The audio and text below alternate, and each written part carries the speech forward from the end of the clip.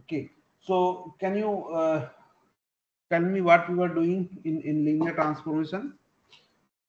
So we were learning the method that how, if we have a linear transformation, how can we write its corresponding matrix? Because what we have learned till now, that each matrix is a linear transformation, and each linear transformation can be written in form of a matrix.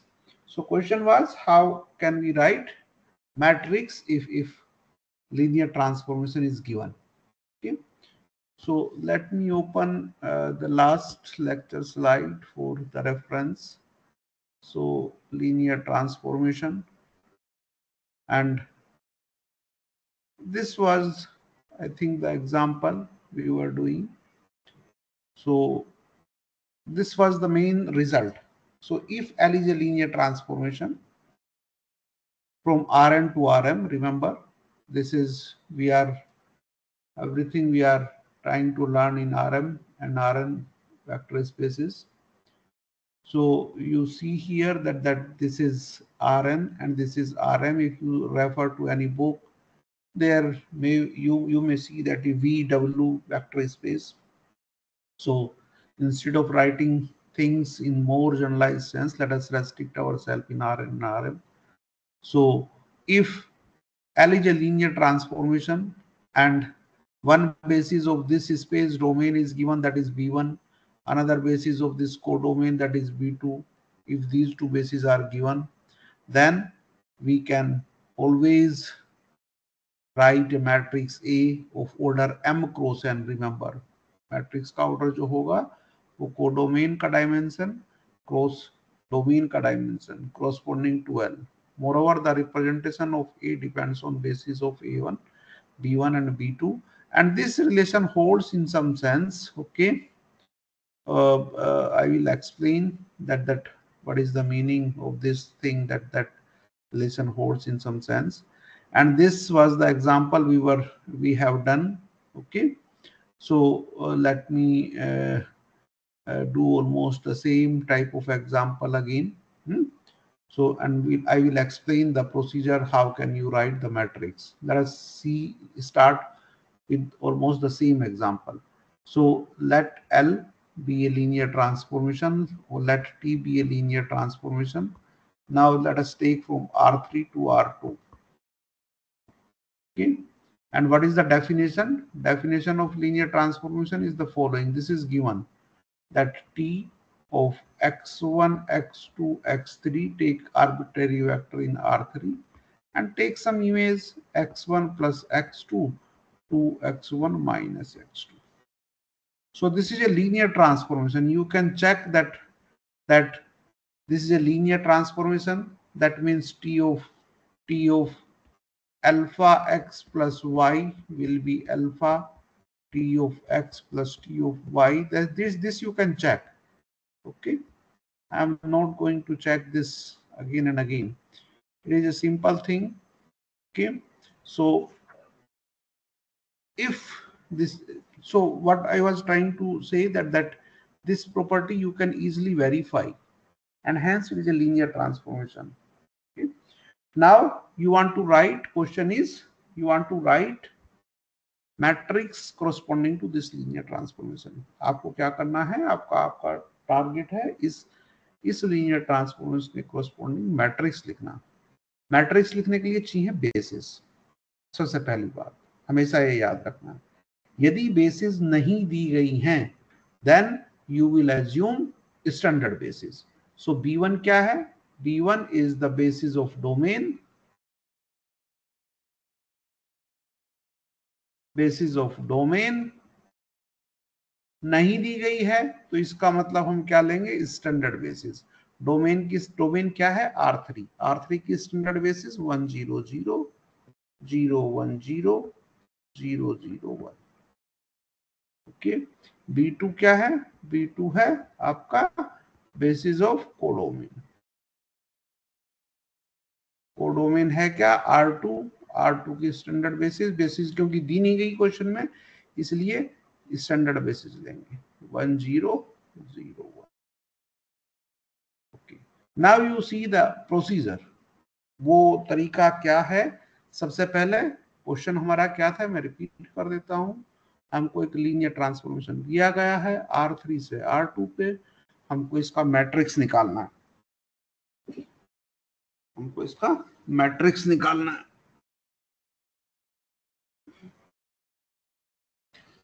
So matrix निकालने के लिए जैसे मैंने बताया, सबसे पहले जरूरत पड़ेगी बेसिस की। डोमेन और कोडोमेन की बेसिस होनी चाहिए, क्योंकि बेसिस पे ही मैट्रिक्स डिपेंड करता है कि कैसा दिखेगा। अब बेसिस जो है वो नहीं दी गई है, तो हमेशा स्टैंडर्ड बेसिस आप उसको मानिए।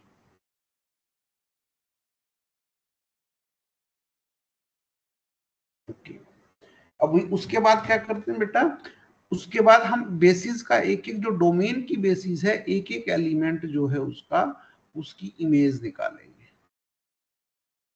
उसकी इमेज निकालेंगे। पहली बात तो इसके कोरोस्पोंडिंग जो मैट्रिक्स होगा वो कितने क्रॉस कितने का होगा, कोई भी स्टूडेंट बताइए। इस केस में मैट्रिक्स कितने क्रॉस का कितने का होगा? सपोज करो कि ए वो मैट्रिक्स है जो हम निकालना चाहते हैं, तो ए की जरा डायमेंशन बताइए। डोमेन को डोमेन देखिए टी का ध्यान से, तो एक का डायमेंशन क्या होगा? 3x2। 3x2 sir. 3x2 2 है, बोलिए बेटा। 2x3। 2x3 sir. 2x3। देखिए ना लेक्चर में हमने क्या सीखा था, पुराने लेक्चर में। Rn से Rm है तो मैट्रिक्स की डायमेंशन क्या होगी? m cross n। Codomain cross domain, तो 2x3 का मैट्रिक्स हमको लिखना है। प्रोसीजर क्या है बेटा, जो बेसिस दी गई है डोमेन की, उसका पहला वेक्टर लीजिए। ये पहला वेक्टर, इसकी इमेज निकालिए टी के अंदर। टी का डेफिनेशन दिया हुआ है तो वो इस पॉइंट पे लगा दीजिए। क्या होगा? 1 और 2। समझ में आ रहा है सबको? इस पॉइंट का यस सर। इमेज क्या होगा? 1 और 2। अभी 1 और 2 को जो है वो इस बेसिस के रूप में लिखना है। इस कोऑर्डिनेट जो निकालने हैं 1 और 2 के, वो इस बेसिस के रेस्पेक्ट में निकालने हैं। तो 1 टाइम 1 0 प्लस 2 टाइम 0 1। यहाँ पे स्टैंडर्ड बेसिस है, इसलिए बहुत आसान चीजें। अब जो है ये वाला जो कॉलम है, ये जो कोऑर्डिनेट्स हैं आपके, ये जो कोऑर्डिनेट्स हैं आपके, ये वाले, ये जो कोऑर्डिनेट्स हैं आपके, ये जाएंगे कॉलम में, पहले कॉलम में। देखो बेटा, मैं ये नहीं कह रहा कि जो इमेज आएगी बेसिस के पहले वेक्टर की, जो इमेज आएगी वही पहला कॉलम हो जाएगा ना। ये यहाँ पे इत्तेफाक है कि 1 2 आ रहा है, और ये ऐसा हो क्यों रहा है? क्योंकि हमारी बेसिस कोडोमेन की स्टैंडर्ड है। स्टैंडर्ड बेसिस के रेस्पेक्ट में जो कोऑर्डिनेट होते हैं किसी वेक्टर के, वही होते हैं जो कि वेक्टर का कंपोनेंट है। उसके बाद क्या करेंगे? उसके बाद दूसरा एलिमेंट उठाएंगे बेसिस का।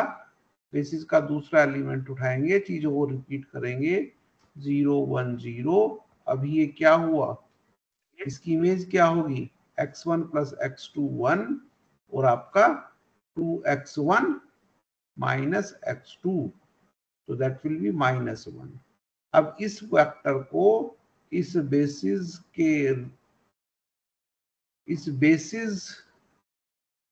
के अकॉर्डिंग रिप्रेजेंट करेंगे। That means you have to find the coordinates of this vector with respect to this basis।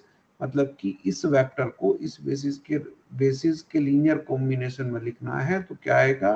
1 time 1 0 plus -1 time 0 1।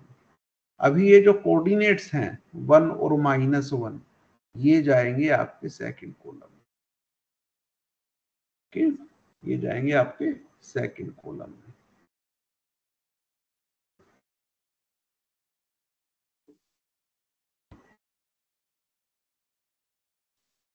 उसके बाद क्या करेंगे? उसके बाद आप जो है थर्ड बेसिस का थर्ड एलिमेंट लेंगे, नेक्स्ट एलिमेंट लेंगे 0 0 1, इसके बाद इसकी इमेज निकालेंगे 0 0 0 0 को इसमें रिप्रेजेंट करेंगे 0 टाइम्स 1 0 प्लस 0 टाइम्स 0 1 और तीसरी जो रो कॉलम हुआ 0 0। ये मैट्रिक्स है बाबू वो जो हमको निकालना है।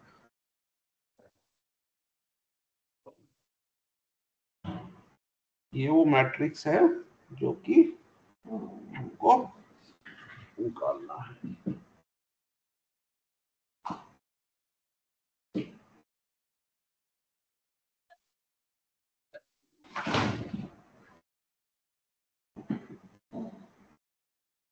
अच्छा, अभी एग्जाम्पल देखिए, दूसरा एक एग्जाम्पल और कर लेते हैं। टी जो है सपोज करो कि हमारा R3 से R2 पे कोई क्वेश्चन किसी को इस वाले एग्जाम्पल में, इस वाले एग्जाम्पल में कोई किसी को प्रॉब्लम? ओके, अभी सेम एग्जाम्पल हम करते हैं। टी क्या था पहले ऊपर, अभी मैंने ये ऐसी रैंडमली लिख दिया था, एक बार देख लेते हैं। x1 plus x2 2x1 minus x2, so x1 plus x2 2x1 minus x2।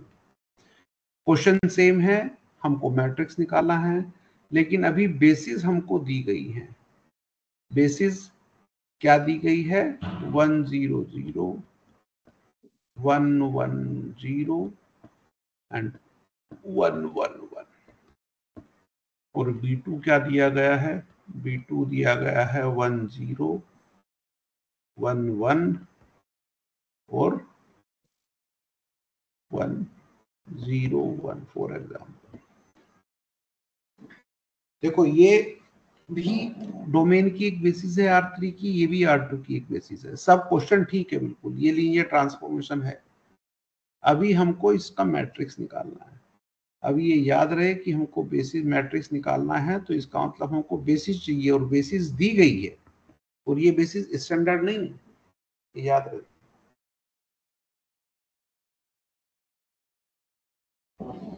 ठीक है, प्रोसीजर क्या है, सबसे पहले हम जो डोमेन की बेसिस दी गई है उसका पहला एलिमेंट उठाएंगे, उसकी इमेज उठाएंगे, उसकी इमेज लेंगे। उसकी इमेज क्या आएगी, बताओ बेटा क्या आएगी इस पॉइंट की इमेज? 1 1 सर, 1 1 के 1 2 1 2। अभी क्या करेंगे, इसको, इस वेक्टर को इस बेसिस के लीनियर कॉम्बिनेशन, क्योंकि ये वेक्टर है कोडोमेन का, अब जो कोडोमेन की बेसिस दी हुई है उसके लीनियर कॉम्बिनेशन में लिखिए। तो ये हुआ 1 टाइम 1 1 प्लस 1 टाइम 0 1। ठीक बात है? 2 टाइम 0 1। देख लो बेटा, ध्यान से देखो, ये स्टैंडर्ड बेसिस नहीं है बाबू। देखो 1 0 0 1 स्टैंडर्ड बेसिस नहीं है, तो कोऑर्डिनेट तो अलग आएंगे ना, कोऑर्डिनेट वो नहीं आएंगे जो, देखो ध्यान से। यस सर, समझ आ।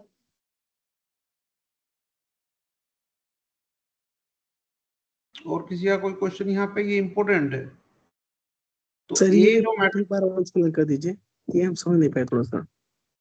नहीं, मैं बेटा ये कह रहा हूँ कि इमेज निकालने के बाद क्या आएगा, इमेज निकालने के बाद का जो स्टेप है हमको क्या करना होता है कि जो इमेज वाला वेक्टर आया उस वेक्टर को जो कोडोमेन की बेसिस है उसके लीनियर कॉम्बिनेशन में लिखना है। ठीक है, मतलब कि उस वेक्टर के कोऑर्डिनेट निकालने हैं उस बेसिस के रेस्पेक्ट में जो कि आपको दी गई है कोडोमेन की। तो इसका मतलब 1 2 को 1 2 के लिए ऐसे अल्फा और बीटा निकालने हैं कि 1 2 is equal to alpha times this plus beta times this. So alpha और बीटा क्या आएंगे बेटा, 1 1। इस केस में 1 और 2 नहीं आएंगे। ठीक है, आप देख सकते हो ना। अब ये जो ऑपरेशन है ये आपको क्या देगा, वापस 1 2 देगा। Yes sir. सो जो मैट्रिक्स आएगा, जो मैट्रिक्स हमको लिखना है, उसका पहला कॉलम क्या लिखते हैं हमेशा, जो ये कोऑर्डिनेट आते हैं उसको लिखते हैं 1 1।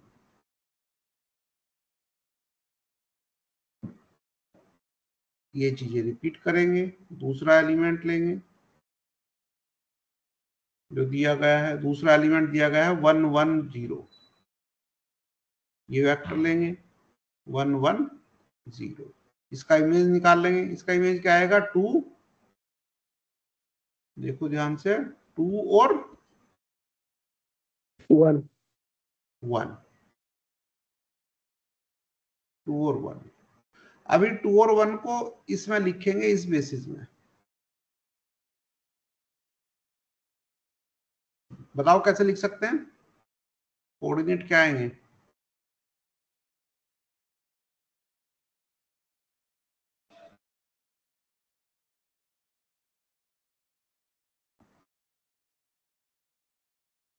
अल्फा और बीटा निकालने हैं मुझको ऐसे। अल्फा क्या आएगा, बीटा क्या आएगा,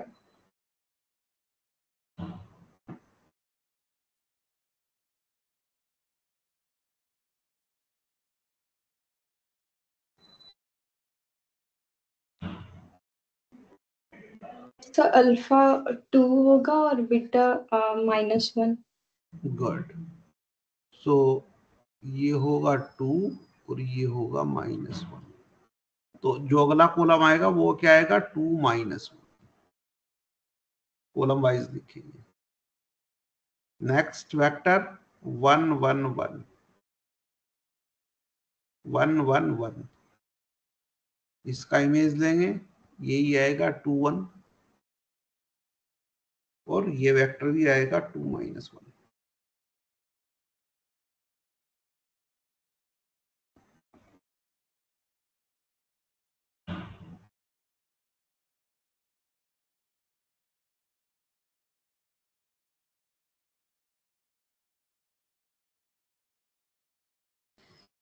देखिए लीनियर ट्रांसफॉर्मेशन वही है, मैंने लीनियर ट्रांसफॉर्मेशन चेंज नहीं किया था, ठीक है, लीनियर ट्रांसफॉर्मेशन वही है, लेकिन इस लीनियर ट्रांसफॉर्मेशन का जो मैट्रिक्स होगा वो ये होगा, और यहाँ पे इस लीनियर ट्रांसफॉर्मेशन सेम था, लीनियर ट्रांसफॉर्मेशन इस एग्जांपल में सेम है, लेकिन इसका मैट्रिक्स ये है। ये याद रहे कि मैट्रिक्स दोनों के अलग अलग हैं। क्यों? क्योंकि मैट्रिक्स लिखना बेसिस पे डिपेंड करता है। यहाँ पे हमने अलग बेसिस ली हैं और इस क्वेश्चन में हमने अलग बेसिस ली है।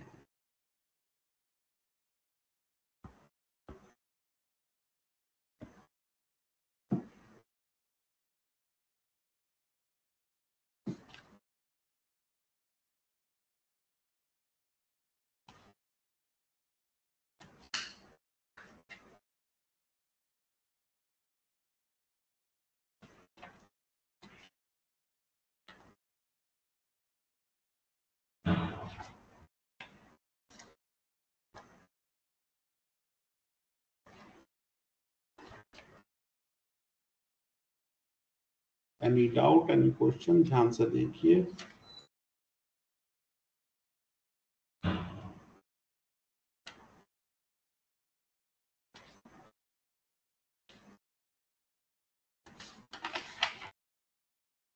सर इसमें आपने जो ये सेकंड कॉलम सर निकाला है, ये सर इसका जो अल्फा बीटा के सर वैल्यू कैसे निकली, ये सर हम थोड़ा समझ नहीं पा रहे हैं अभी।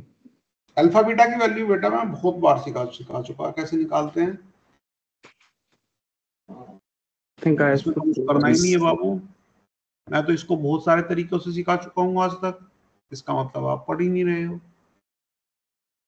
आपको क्या निकालना है, अब बार बार एक ही चीज थोड़ी सिखाएंगे बाबू, नहीं तो जो है ना सब दूसरे लोग वो हो जाएंगे। आपको ये निकालना है ना क्या होएगा, सिंपल है। एक तो बिल्कुल बच्चों वाला तरीका है, इक्वेशन बना लो इसकी। क्या है, alpha is equal to 2, alpha plus beta is equal to 1। आपको ये निकालना था ना कि अल्फा और बीटा की क्या वैल्यू होगी कि ये सही हो जाए। तो यहां से दो इक्वेशन, दो नॉन, क्या आया, alpha is equal to 2, beta is equal to 1 minus alpha minus 1, simple. दूसरा तरीका हमने क्या सिखाया था कि इसको हमेशा मैट्रिक्स फॉर्म में लिखो। ये क्या होगा 1 1 0 1 alpha beta is equal to 2 1। अभी क्या करना है, ए ऑगमेंटेड बी लेके चलिए, ठीक है। 1 1 0 1 2 1, इसको क्या करो RREF में कन्वर्ट करो। समझ गए सर, 1 समझ गए। 1 0 2 0 1 माइनस 1। अभी बैक सब्स्टिट्यूशन लगाओ, बैक सब्स्टिट्यूशन लगाओगे तो क्या होगा, बीटा इज इक्वल टू क्या आएगा, ये वाली इक्वेशन से -1 और उस वाली इक्वेशन से अल्फा इज इक्वल टू 2।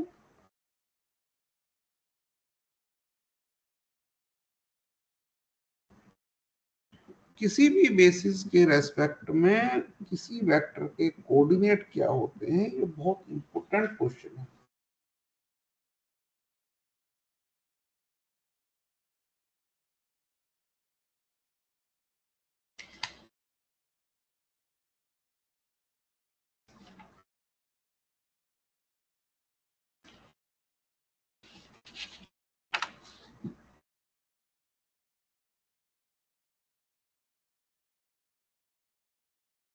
कोई भी डाउट किसी को यदि हो तो बताइए, नहीं तो हम जो है आगे चलते हैं।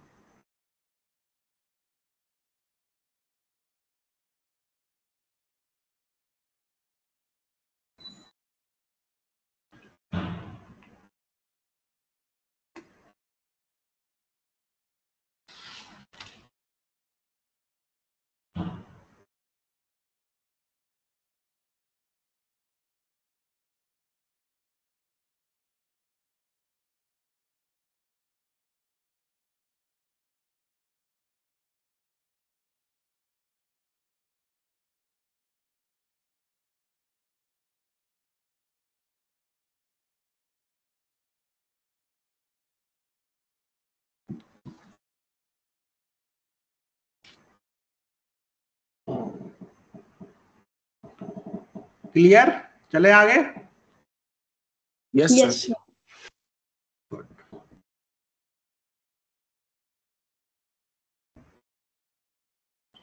नेक्स्ट टॉपिक और लास्ट टॉपिक लीनियर अलजेब्रा के सेक्शन का, उसके बाद हम जो है ऑप्टिमाइजेशन स्टार्ट करेंगे। And this is eigen value eigen vector.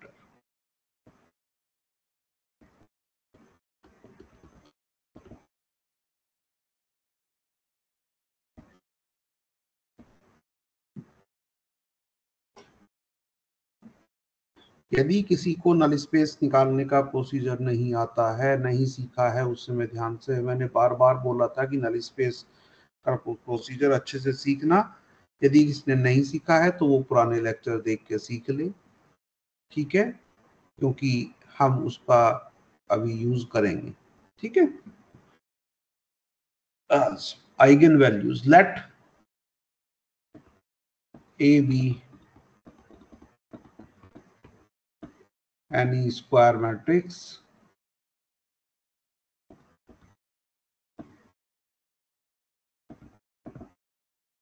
okay.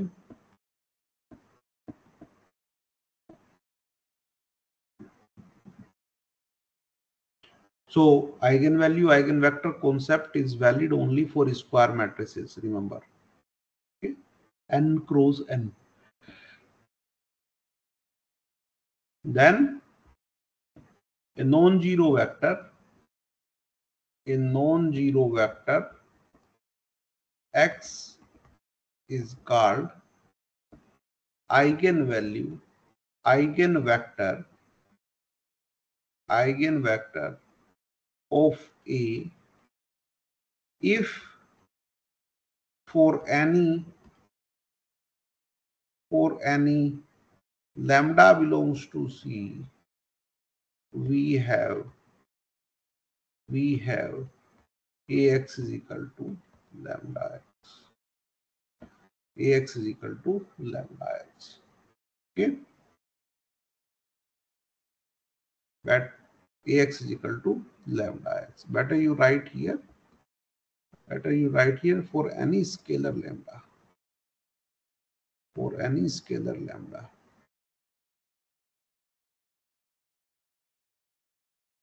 So lambda scalar होना चाहिए, एक्स वेक्टर होना चाहिए, और यदि ये इक्वेशन सेटिस्फाई हो रही है ax is equal to lambda x, तो x जो है आइगन वेक्टर कहलाता है. Moreover x is called eigen vector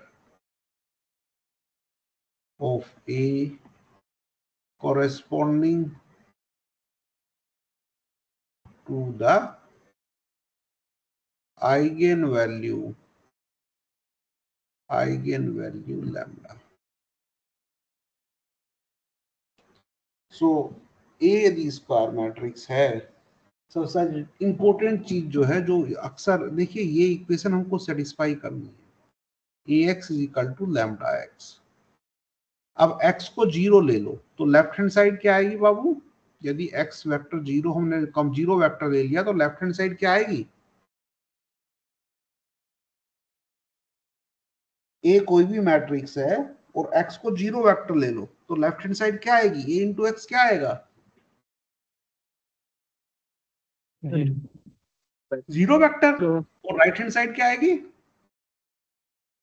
lambda कुछ भी ले लो, x 0 वेक्टर है तो राइट हैंड साइड क्या आएगी?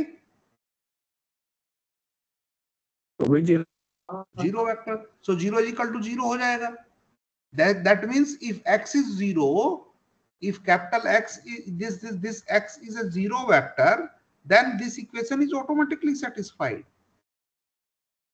तो हमको x 0 नहीं चाहिए, क्योंकि x 0 यदि हमने ले लिया तो इस इक्वेशन का कोई मीनिंग ही नहीं बचा. तो आइगन वेक्टर होता है हमेशा नॉन जीरो.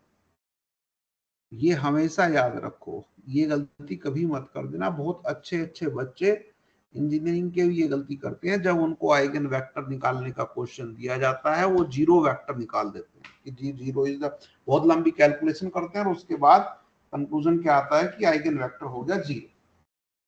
देखो, आइगन वेक्टर की डेफिनेशन में ही है कि आइगन वेक्टर कभी भी जीरो नहीं हो सकता. जैसे पिवोट कभी जीरो नहीं होता है, आइगन वेक्टर भी कभी जीरो वेक्टर नहीं होता है.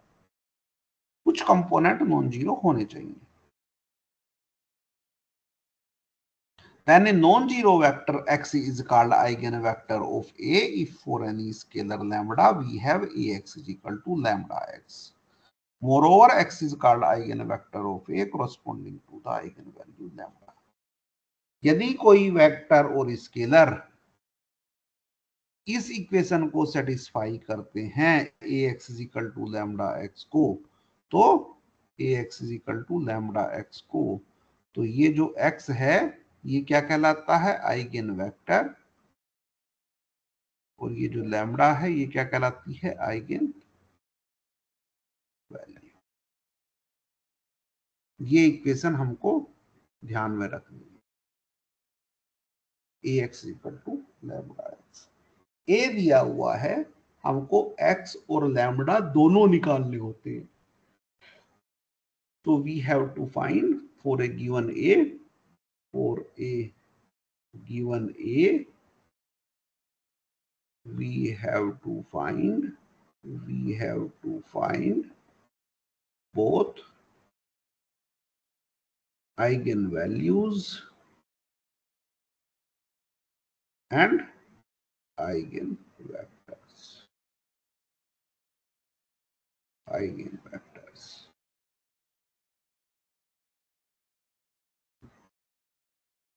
देखो बेटा, दो इक्वेशन है, जैसे कि मैंने कहा था न्यूमेरिकल लीनियर अलजेब्रा, मतलब ये कि लीनियर अलजेब्रा क्यों किसी को पढ़ना चाहिए इंजीनियर को हमेशा, उसके बहुत सारे रीजन है, बहुत सारे प्रैक्टिकल आंसर हो सकते हैं. लेकिन मैं हमेशा यही कहता हूं कि जब भी लीनियर अलजेब्रा किसी इंजीनियर को पढ़ाते हैं तो अपने दिमाग में हम ये चीज रखते हैं, दो equation, ax is equal to b and ax is equal to lambda x. ठीक है, इन ये दो इक्वेशंस क्योंकि बहुत ज्यादा आजकल डिफरेंट फील्ड्स में आती हैं, तो इन दो इक्वेशन के बारे में बच्चे को पूरा पता होना चाहिए. ax is equal to b, ax is equal to lambda x। यहाँ पे क्या चीज है, देखो यहाँ पे इस इक्वेशन में a दिया रहता है, b दिया रहता है, हमको x निकालना होता है। तो ये तो हम काफी डिटेल में कर चुके हैं ऑलरेडी, ठीक है। अभी देखो इस इक्वेशन में क्या है, इस इक्वेशन में केवल a दिया हुआ है, लैम्बडा और x हमें दोनों निकालने हैं। देखो बेटा, जब अननोन जो चीजें निकालनी हो वो प्रोडक्ट में हो तो इसका मतलब वो प्रॉब्लम होती है नॉन लीनियर। तो ये प्रॉब्लम इससे थोड़ी डिफिकल्ट ही है, आसान नहीं है, क्योंकि ये नॉन लीनियर प्रॉब्लम है। हमको दो चीजें निकालनी है और जो निकालनी है वो दोनों का मल्टीप्लाई भी हो रहा है, लैम्बडा एक्स हो रहा है, क्या। तो हमको ए और एक्स दोनों चाहिए। इसके न्यूमेरिकल मेथड्स भी है निकालने के, आइगन वैल्यू, आइगन वेक्टर। हमने यहाँ पे इसके न्यूमेरिकल मेथड्स देखे हैं 106 में, और इसके भी हम यदि नहीं पढ़े हैं तो एक दो लेक्चर में इसके भी खत्म हो जाएंगे। आइगन वैल्यू, आइगन वेक्टर के निकालने के numerical methods.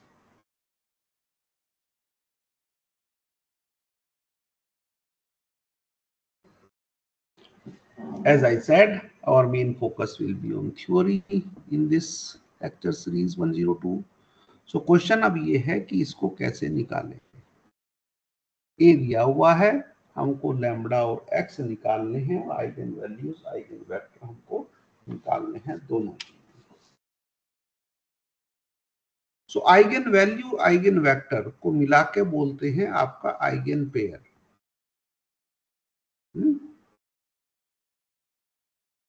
Eigen pair.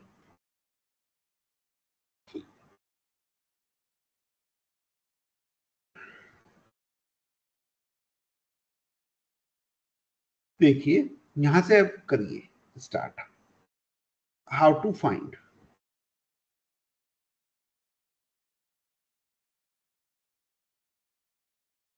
Eigen pairs. हमको क्या निकालना है, ए दिया हुआ है, एक्स और लैम्बडा निकालने हैं, ऐसे कि A x is equal to lambda x. Lambda scalar है और एक्स जो है वेक्टर्स है। इसी इक्वेशन को हम ऐसे भी लिख सकते हैं, A minus lambda I into x is equal to 0।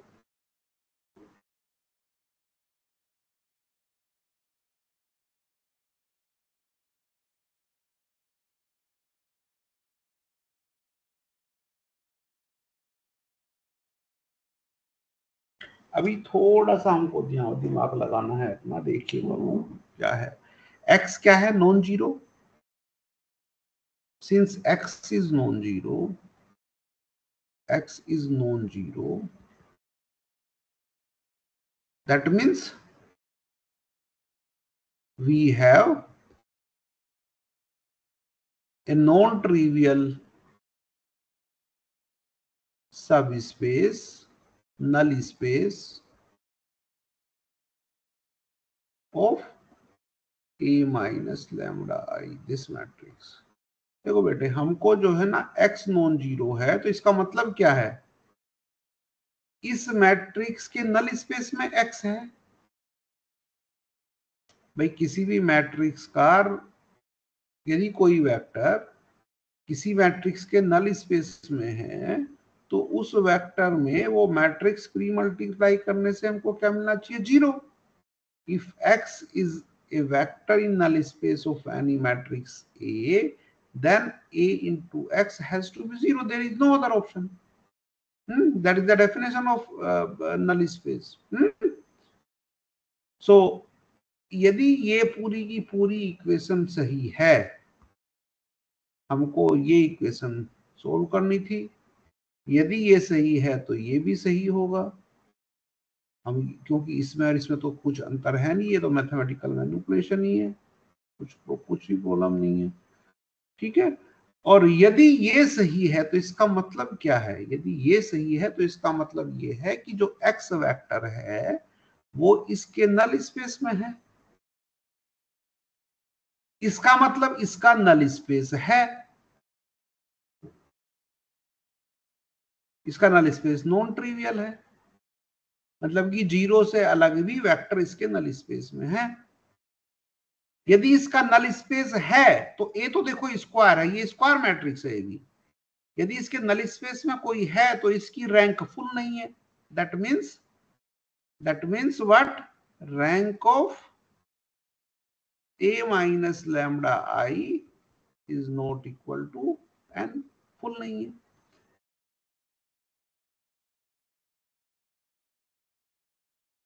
Rank plus nullity, इसका मतलब इसकी नलिटी है तो रैंक प्लस नलिटी होना चाहिए n। इसका मतलब ये है कि एक्चुअली लेस देन n है। रैंक लेस देन n है तो इसका मतलब क्या है, इसका मतलब क्या है बाबू कि डिटर्मिनेंट जो है, determinant of a minus lambda I, ये जो है 0 है, ये है 0। डिटर्मिनेंट को हम ऐसे रिप्रेजेंट करेंगे a माइनस लैम्डा आई। ये इक्वेशन बड़ा इंपॉर्टेंट इक्वेशन है आइगन वैल्यू आइगन वेक्टर के लिए, और इसको बोलते हैं कैरेक्टरिस्टिक इक्वेशन। इसको बोलते हैं खाली इतने को कैरेक्टरिस्टिक पॉलिनोमियल, पॉलिनोमियल को। और ये पूरी इक्वेशन आएगी क्योंकि इक्वेशन इक्वल टू 0 हो गया और ये पॉलिनोमियल आएगा। इसको कैरेक्टरिस्टिक पॉलिनोमियल, और इस पूरे को बोलते हैं कैरेक्टरिस्टिक इक्वेशन।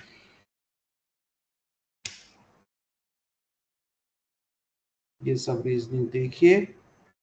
अभी करना क्या है, यदि कोई मैट्रिक्स है तो उसके हमको आइगन वैल्यू आइगन वेक्टर निकालने हैं, तो सबसे पहले हम कैरेक्टरिस्टिक इक्वेशन के रूट निकालेंगे। कैरेक्टरिस्टिक इक्वेशन के रूट ही क्या होंगे, आइगन वैल्यूज। उसके बाद प्रत्येक आइगन वैल्यू के कोरोस्पोंडिंग, यदि x लैम्डा आइगन वैल्यू है तो उसके corresponding a minus lambda I matrix लिखेंगे, और उसका जो नल स्पेस की बेसिस आएगी वो क्या आएगी, उस आइगन वैल्यू के रेस्पेक्ट में आइगन वेक्टर्स, उस आइगन वैल्यू के रेस्पेक्ट में आइगन वेक्टर। जो मैंने बोला है थोड़ा सोचो ध्यान से, ठीक है। Again I am giving you 1 minute, think, and if you have any question please ask.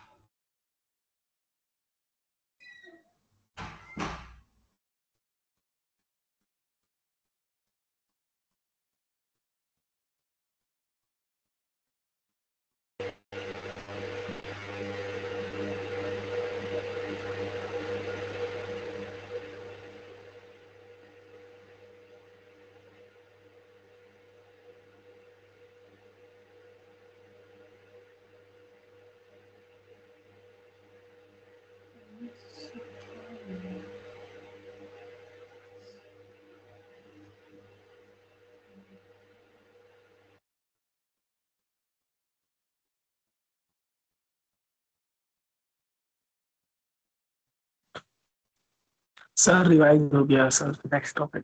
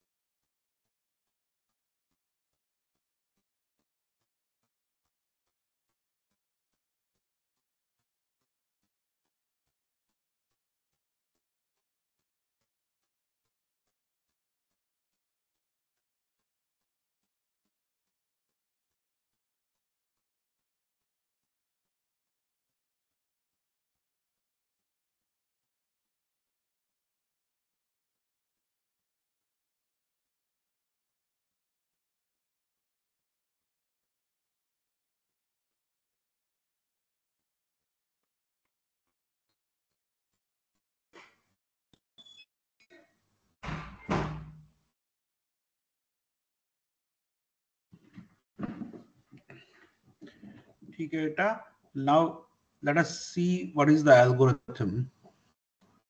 So steps to find eigenvalues, eigenvectors of a given matrix A of order n cross n. n cross n order का यदि कोई matrix है तो eigen value eigen vector कैसे निकालेंगे? सबसे पहला step, find roots of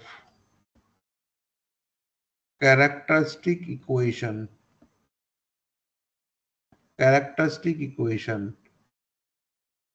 a minus lambda I determinant is equal to 0. Okay, these are called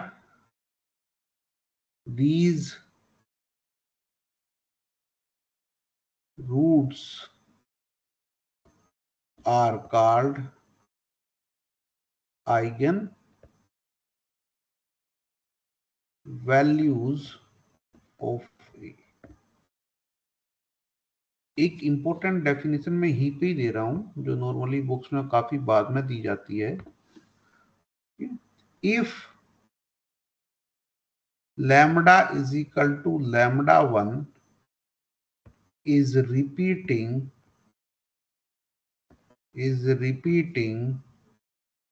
p times as a root of characteristic equation, then P is called algebraic multiplicity of lambda 1। देखो बेटा, किसी भी equation का जब root निकालते हैं तो root तो रिपीट भी कर सकते हैं। फॉर एग्जांपल, एक 2 ऑर्डर का इक्वेशन ऐसा हो सकता है जिसके रूट 2 2 हो। एक 3 ऑर्डर का इक्वेशन, क्यूबिक इक्वेशन, एक ऐसा हो सकता है जिसके रूट क्या हो, 1 2 2। ठीक बात है ना? Yes sir. सो यहाँ पे एक वर्ड है एल्जेब्राइक मल्टीप्लिसिटी, बहुत ही इंपॉर्टेंट वर्ड है बेटा। ठीक है, इसको हम शॉर्ट में एएम भी बोलते हैं। ठीक है, अरिथमेटिक मीन नहीं है, एल्जेब्राइक मल्टीप्लिसिटी है। ओके, अरिथमेटिक मीन को भी एएम बोलते हैं ना, यहाँ पे एएम से रिप्रेजेंट करते हैं। एएम मतलब होता है एल्जेब्राइक मल्टीप्लिसिटी। इस यहाँ पे अरिथमेटिक मीन नहीं। एल्जेब्राइक मल्टीप्लिसिटी क्या होता है बताओ कोई भी बच्चा? यदि कोई आइगन वैल्यू कैरेक्टरिस्टिक इक्वेशन के रूट की तरीके से p टाइम रिपीट करती है तो उस आइगन वैल्यू की एल्जेब्राइक मल्टीप्लिसिटी क्या होगी? P। P। ठीक बात है? Yes sir. ठीक है, अभी एक एग्जांपल ले लेते हैं फटाक से। यहाँ पे एग्जांपल लीजिए, एग्जांपल जो है ये ले लेते हैं, चलिए 0 1 0 0 0 1 0 9 0। ठीक है, 3 क्रॉस 3 का है। ठीक, अभी जो है a माइनस लैम्डा आई क्या हुआ, तो सबसे पहले निकालेंगे ये मैट्रिक्स, ये डिटर्मिनेंट इक्वल टू 0। ठीक है, यही स्टेप है ना हमारा पहला सबसे स्टेप। ए गिवन है तो सबसे पहले ये सोल्व करेंगे, कैरेक्टरिस्टिक इक्वेशन सोल्व करेंगे। तो a माइनस लैम्डा आई हुआ क्या, a माइनस लैम्डा आई क्या होगा बेटा, minus lambda 1 0 0 minus lambda 1 0 9 minus lambda equal to 0। ठीक बात है, अब इसको एक्सपेंड करना है, कोई सी रो या कोई सी कॉलम के कोरस्पोंडिंग एक्सपेंड कर लो। ये क्या आया, माइनस दिस, और ये lambda square minus 9 equal to 0। This implies क्या आया, lambda lambda minus 3 lambda plus 3 equal to 0। तो लैम्डा की क्या क्या वैल्यूज आई, लैम्डा की क्या क्या वैल्यू आई, sir 0 plus minus plus minus 3। हाँ बेटा, हमेशा आदत डाल लो कि इंक्रीजिंग ऑर्डर में लिखा करो, अच्छी आदत है। ठीक है, माइनस 3 0 3। ठीक है, यस ये यस हमारी आइगन वैल्यूज आई, माइनस 3 0 3, ये हमेशा आइगन वैल्यूज आई। तो माइनस 3 कैरेक्टरिस्टिक इक्वेशन का रूट है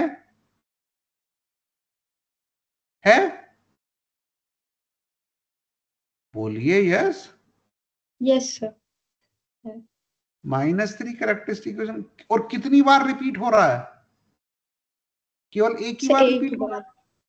है, 0 भी एक ही बार रिपीट हो रहा है, 3 यस भी एक ही बार रिपीट हो रहा है। तो what is algebraic multiplicity of minus 3, 1 what is algebraic multiplicity of 0, 1 what is algebraic multiplicity of 3, 1। 1। ये मैं समझाना चाह रहा था, लेकिन तुम ये रियलाइज कर पा रहे हो, ऐसे एग्जांपल में जो है ना, हो सकता टाइम लेगा तो आज लूंगा, नहीं तो कल लूंगा। ऐसे एग्जांपल ऐसा सोच पा रहे हो कि हो सकता है कि किसी मैट्रिक्स के लिए ये इक्वेशन ऐसी आ जाए कि इसके रूट जो होंगे वो 0 3 3, ऐसे भी तो हो सकता है ना, यस हो सर। सकता है कि नहीं हो सकता, बिल्कुल हो सकता है। तो इस वाले केस में 0 की अलजेब्राइक मल्टीप्लिसिटी क्या होगी, 1। और 3 की देखो यूनिक आइगन वैल्यू 2 ही है इस केस में, 0 और 3। इस केस में तो सारी यूनिक है, माइनस 3 0 और 3, क्योंकि मैक्सिमम आइगन वैल्यूज कितनी आ सकती है 3 क्रॉस 3 की 3, क्योंकि इस ये जो इक्वेशन आएगी, कैरेक्टरिस्टिक इक्वेशन आएगी, वो लैम्डा जो अननोन होगा वो पावर 3 होगा उसका मैक्सिमम ना। क्यूबिक इक्वेशन के मैक्सिमम रूट कितने आएंगे, 3। 3। यस। अब इस केस में क्या है, रूट तो 3 ही है, लेकिन जो है यूनिक रूट है 2। तो 0 की अलजेब्राइक मल्टीप्लिसिटी 1 और 3 की अलजेब्राइक मल्टीप्लिसिटी कितनी आएगी, 2 2। सो आइगन वैल्यू और उसकी अलजेब्राइक मल्टीप्लिसिटी का कॉन्सेप्ट क्लियर हुआ। Yes sir. अभी सर दूसरा क्लियर। स्टेप, क्वेश्चन है कुछ किसी का, no sir. Okay okay fine. Second thing, अभी आइगन वैल्यू निकाल लिया, उनकी अलजेब्राइक मल्टीप्लिसिटी भी निकाल ली, दूसरा स्टेप है eigen vector. Okay, so find for eigen vectors with respect to lambda is equal to lambda I, we calculate a basis of null space of matrix A minus lambda I. ये matrix निकालेंगे और इनकी basis निकाल लेंगे नल space की, ठीक है। And dimension this space, यहां पे मैं कुछ चीजें लिख देता हूं, दो डेफिनेशन और हम बताएंगे। सो null space of A minus lambda I is called eigenspace.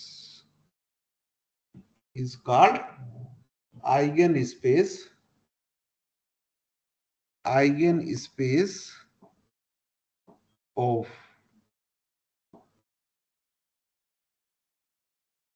A with respect to eigenvalue lambda I. दूसरी चीज नलिटी, दैट मीन नलिटी क्या होता है? Dimension of null space A minus lambda I is called geometric multiplicity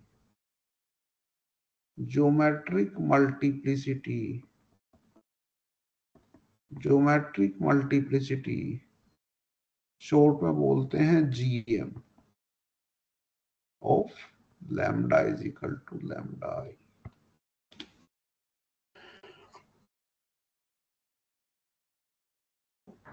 किसी eigen value की algebraic multiplicity क्या होती है? जितनी बार वो रिपीट हो रही है as a root of characteristic equation. और ज्योमेट्रिक मल्टीप्लिसिटी क्या होती है? A माइनस लैम्बडा आई, ये जो मैट्रिक्स है इसके नल स्पेस की बेसिस में कितने एलिमेंट होंगे, दैट इज कॉल्ड नलिटी और डायमेंशन ऑफ नल स्पेस। वो नंबर क्या कहलाता है? वो नंबर कहलाता है ज्योमेट्रिक मल्टीप्लिसिटी, और शॉर्ट में GM। और एक final result without proof, okay, big result without proof that GM is always less than equal to AM। ये हमेशा याद रखना है। ये वैसे भी सही है, अगर किसी का अरिथमेटिक अच्छा है तो वहां पे दो चीजें होती हैं, अरिथमेटिक मीन और ज्योमेट्रिक मीन। ज्योमेट्रिक मीन को GM के नाम से बड़ा फेमस है, अरिथमेटिक मीन AM के नाम से बहुत फेमस है। वहां पे भी यही रिलेशन होल्ड करता है कि GM is less than equal to AM, और यहाँ पे भी यही रिलेशन होल्ड करता है, GM is less than equal to AM, but here GM stands for geometric multiplicity, AM stands for algebraic multiplicity.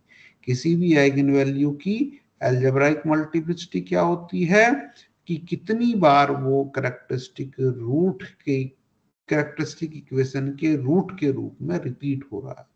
और उस आइगन वैल्यू की ज्योमेट्रिक मल्टीप्लिसिटी क्या होती है कि A माइनस लैम्बडा आई, यदि लैम्बडा आई आइगन वैल्यू है तो A माइनस लैम्बडा आई की जो नलिटी होगी वो क्या है? वो नंबर जो है उसका ज्योमेट्रिक मीन कहलाता है।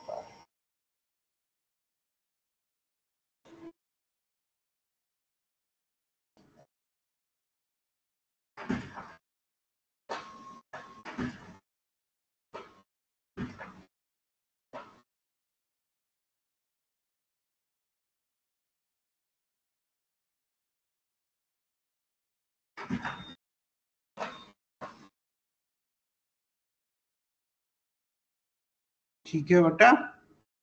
सो देखिए, ज्योमेट्रिक मल्टीप्लिसिटी और अलजेब्राइक मल्टीप्लिसिटी हमेशा 1 से तो बड़ी ही होंगी, and these numbers are always, both numbers are always greater than equal to 1। ये हमेशा याद रखिए। तो यदि अलजेब्राइक मल्टीप्लिसिटी 1 है तो ज्योमेट्रिक मल्टीप्लिसिटी कितनी होगी उस आइगन वैल्यू की? यदि अलजेब्राइक मल्टीप्लिसिटी 1 है तो ज्योमेट्रिक मल्टीप्लिसिटी कितनी होगी? सर या तो 1 या तो One. उससे लेस देन 1। लेस तो हो ही नहीं सकती बेटा, क्योंकि एक आइगन वेक्टर तो चाहिए ही ना तुमको। नो नलिटी तो सर, ओनली 1। हाँ, इसकी नलिटी तो कुछ ना कुछ आएगी, क्योंकि यदि नलिटी नहीं आई इसकी, यदि इसके नल स्पेस में कोई भी नॉन जीरो वेक्टर नहीं आया तो इसका मतलब तो आइगन वेक्टर ही नहीं मिला। लेकिन आइगन वेक्टर तो है, इसका मतलब ज्योमेट्रिक मल्टीप्लिसिटी क्या है? 1 ही है और कुछ नहीं है।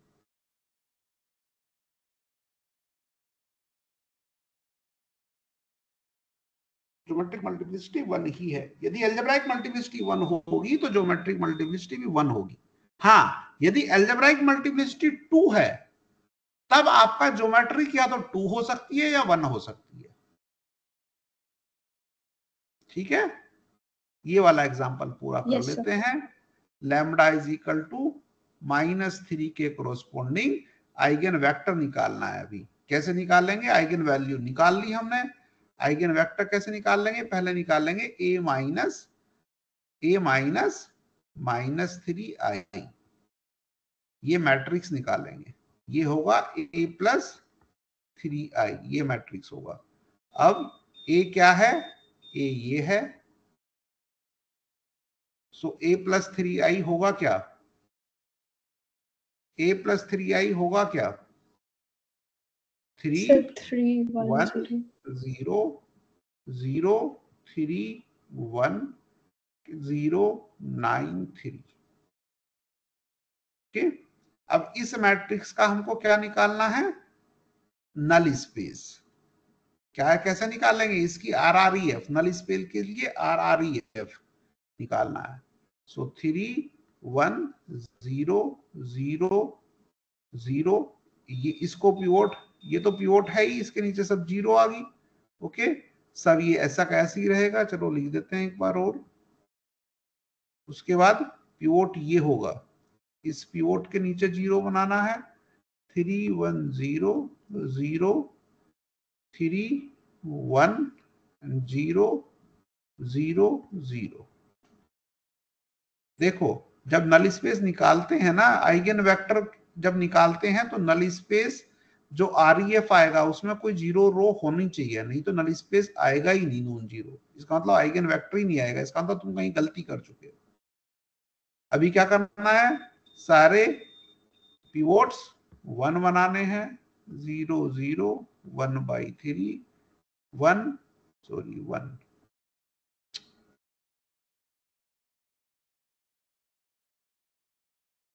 1 1/3 0। कौन कौन से फ्री? अभी अभी बेसिस लिखो, नल स्पेस की बेसिस लिखो, क्या आएगा? मतलब कि आइगन वेक्टर्स लिखो, आइगन वेक्टर्स में बेसिस ही लिखना है ना। देखो बेटा क्या है algorithm, for eigen vectors with respect to इतने we calculate a basis of null space of this. So null space की बेसिस जो है आइगन वेक्टर ही होंगे। सो आइगन वेक्टर्स -3 के कोरोस्पोंडिंग क्या आएंगे? इस मैट्रिक्स का नल स्पेस की बेसिस लिखनी है। तो एक बेसिस लिखने का तुमने तरीका क्या बताया था? इसके बाद हमको क्या देखना है? कितने वेक्टर आएंगे? पहली बात तो बेसिस में एक, क्योंकि फ्री वेरिएबल है एक। कौन सा वेरिएबल फ्री है? कौन सा वेरिएबल फ्री है? x3 sir. x3। तो फ्री वेरिएबल सर, को एज्यूम करो 1।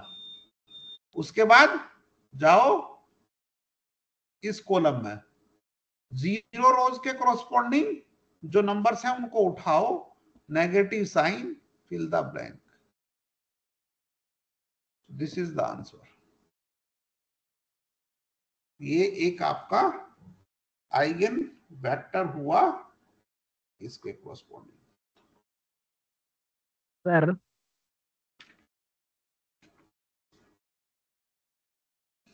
हाँ बेटा, अब ये RREF आई नहीं है बेटा, थोड़ा सा हमने गलती कर दिया, ठीक है। अब ये REF की है, हाँ हमको RREF निकालना है अभी ना, RREF निकालना है, इसके भी ऊपर जीरो बनानी है, सॉरी 0 0 0 0 1 1/3 और यहाँ पे 1 और यहाँ पे 0 और यहाँ पे -1/9, ये पाइवोट वेरिएबल। और अभी आइगन वेक्टर्स क्या आएंगे बेटा, सेम चीज, आइगन वेक्टर आएगा आपका 1 1/9 -1/3।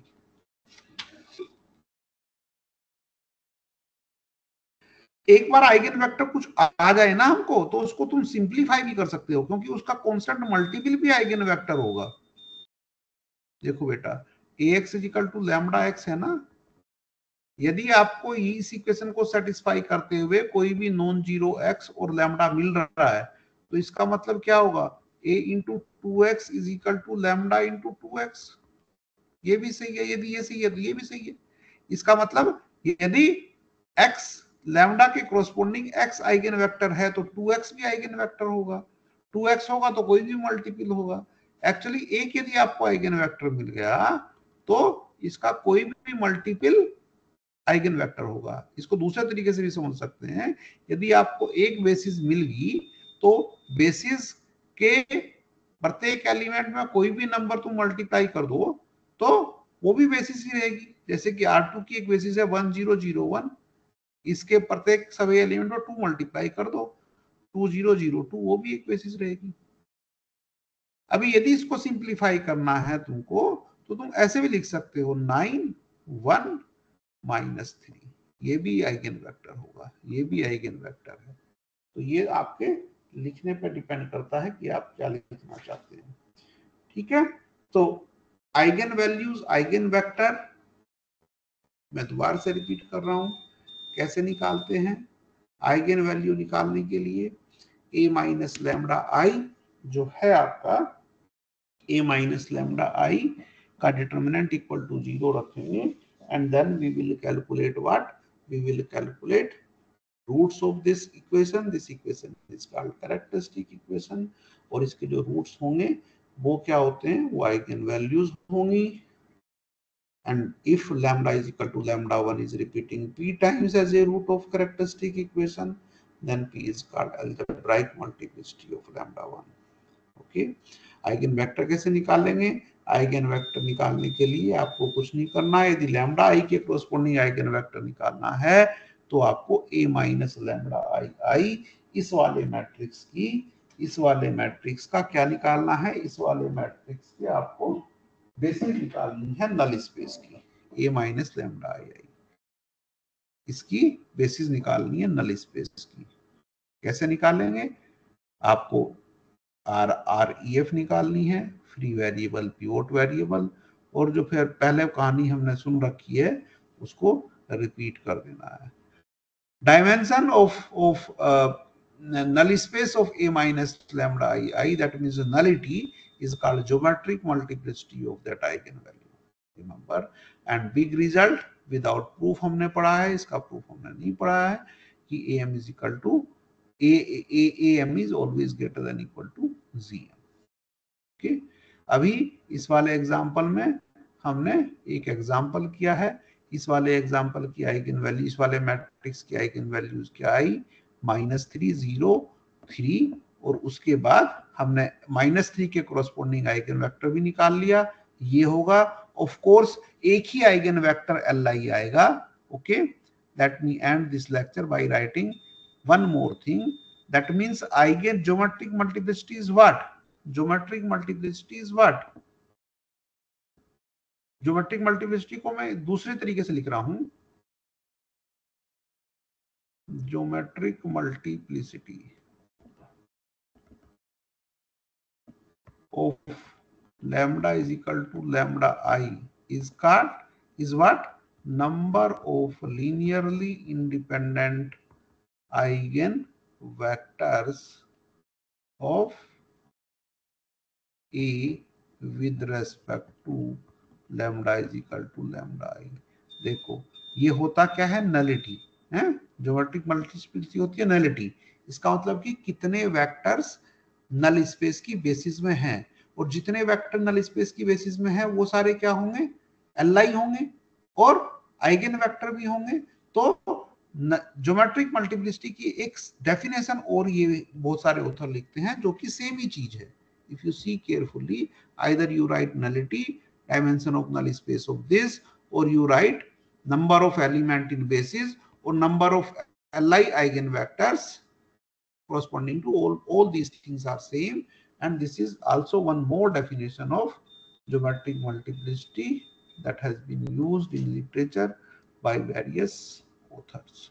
Remember, this is the same thing. Okay.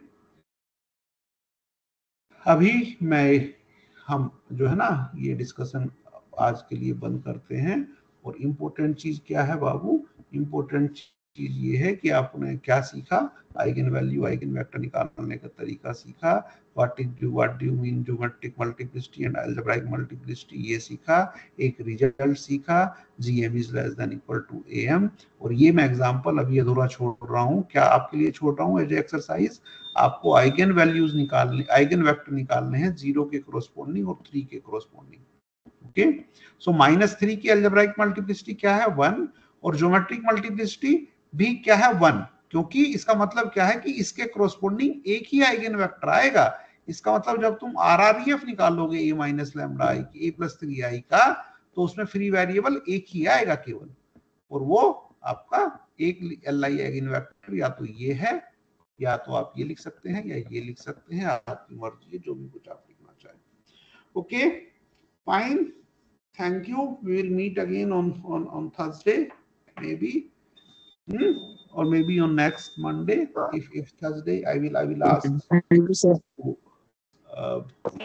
Mahendra if he is interested to finish the content in this week, then he may take lecture on Thursday.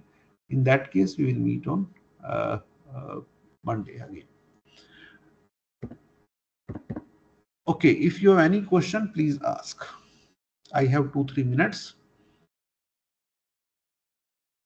If you have any question, please ask. Sir Yes. Sir eigen space में zero vector include होगा या exclude? बेटा space में तो zero vector हमेशा रहता ही है, लेकिन बेसिस में नहीं होगा। हमको आइगन, देखिए आइगन स्पेस में, eigenspace is a subspace, null space is a subspace, तो जीरो वेक्टर तो वहां बाय डिफॉल्ट होता है, लेकिन हम उसमें इंटरेस्टेड नहीं है। आइगन स्पेस की बेसिस में जीरो वेक्टर नहीं हो सकता, और जो बेसिस के वेक्टर होते हैं वो ही आइगन वेक्टर होते हैं। देखो मैंने शुरू में ही कहा था कि ax is equal to lambda x जो इक्वेशन है, जीरो वेक्टर तो उसको बाय डिफॉल्ट सेटिस्फाई कर ही रहा है, उसको क्या निकालना है, उससे हमारा कोई मतलब नहीं है, उससे हमारा कोई सरोकार नहीं है। वो इक्वेशन को सेटिस्फाई कर रहा है, लेकिन उससे हमारा कोई मतलब नहीं है। हमको चाहिए non zero, because that is in the definition of eigen vector. Eigen vector non zero होता है, आइगन वेक्टर होता है आइगन स्पेस की बेसिस। आइगन स्पेस में तो जीरो वेक्टर है, लेकिन उसकी बेसिस में थोड़ी जीरो वेक्टर हो सकता है, तो आइगन वेक्टर जीरो नहीं हो सकता। तो आपका क्वेश्चन ये था कि आइगन स्पेस में जीरो वेक्टर हो सकता है कि नहीं हो सकता है? हाँ ऑफ कोर्स है ही, क्योंकि आइगन स्पेस में जीरो वेक्टर हो सकता है कि नहीं हो सकता, आपका क्वेश्चन ये था शायद। तो आइगन स्पेस तो सब स्पेस है, उसमें तो जीरो वेक्टर होगा ही, लेकिन उसकी बेसिस में नहीं हो सकता, और जो बेसिस में वेक्टर्स होते हैं वो ही आइगन वेक्टर होते हैं। ठीक है, okay sir. Any other question?